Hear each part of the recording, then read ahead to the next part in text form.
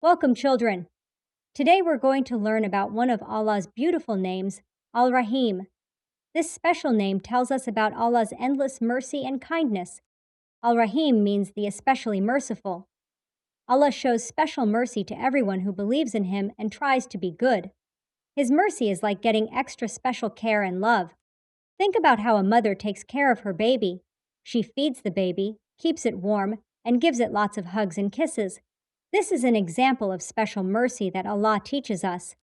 Allah shows His special mercy by sending rain to help plants grow. The rain helps flowers bloom and trees give us fruits. This is how Allah takes care of all living things. When we get sick, Allah shows His special mercy by helping us get better. He created medicines and doctors to help us heal. This is another way Allah takes care of us. We can learn from Allah's name Al Rahim by being merciful to others. When we help our friends, share our toys, or comfort someone who is sad, we are showing mercy, just like Allah teaches us. You can show mercy every day. Be kind to your family, help your friends, be gentle with animals, and share what you have. This makes Allah happy because you're following His beautiful name Al Rahim.